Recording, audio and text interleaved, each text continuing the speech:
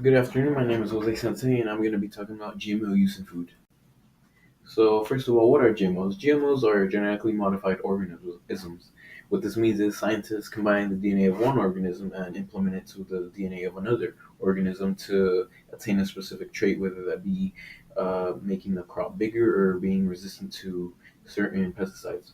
What's the issue? The issue is people are debating whether or not these GM crops should be used in foods because there are many unknowns about what GM crops can do to the human health. And the global market value for these GM crops are $15.7 billion.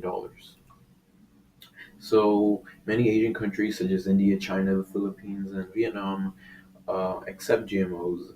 And India in 2016 were able to provide 10.8 million hectares of GM crops. One reason for Asian countries using these GMOs, is because they're able to feed more mouths faster. GMOs grow at a quicker rate compared to organisms, and what this does is they're able to feed more people quickly, and with the population and the numbers that Asia has, it's crucial for them to have as much food and as much crops as quickly as possible. Another country, the United States, is another country that accepts these GM crops, and they are the largest producer of GM crops. Uh, Being able to provide 72.9 million hectares last year alone. Africa is a country that is largely against GMOs. Their culture depends on agriculture, with 80% of their population being small scale farmers. Many people of Africa are worried of the unknowns and risks and harms that may come with the long term effects of GMOs, which is why they're cautious to use them.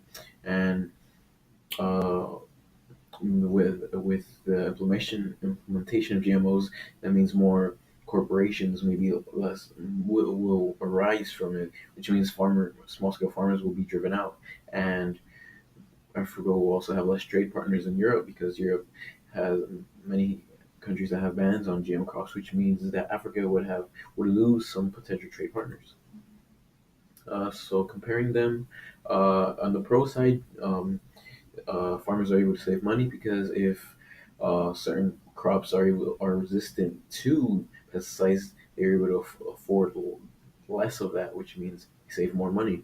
GMO crops are able to provide more revenue because they are cheaper to sell and are sold cheaply compared to organic foods, which means there's more revenue for the farmers, and there's more food for people. As I said, with Asia. They grow at a quicker rate, so there's more of them to provide. Uh, Against GMOs, many people are unaware of the unknown long-term effects of that GMOs can provide. Um, Also, many people believe that there are negative impacts that can happen to the surrounding environment. For example, weeds and insects are able to adapt to GM crops and later on be able to resist these pesticides, which would cause a problem to the whole agricultural business. And the organism's genes can also be modified through crossbreeding. The gene can move through the air and then pollinate cross pollinate with another plant, and unawarely people end up having a bigger population of these GM crops. One solution was to educate the public by having experts such as scientists and farmers educate people on GMOs. People are able to decide whether or not GMOs are right to eat, or correct, or have them decide if they should eat these GMOs.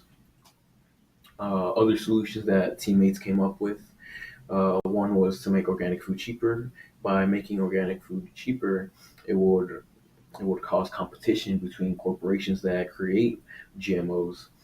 But a downside to this would be corporations are okay with competing with small scale farmers who mainly provide organic foods, and corporations have the assets and have the resources to go toe to toe with the farmers, whereas farmers don't, and they will be more impacted by drop in a drop in sales if that ever happens. Another was to reduce GMO usage in total. Maybe nudge the teammate, maybe provide incentives to countries by providing incentives to farmers who give out who grow organic crops.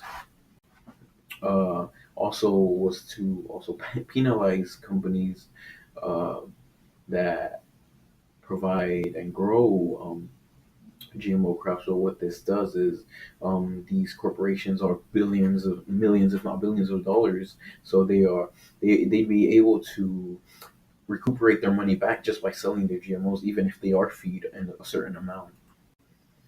And here my works cited. Thank you for the time.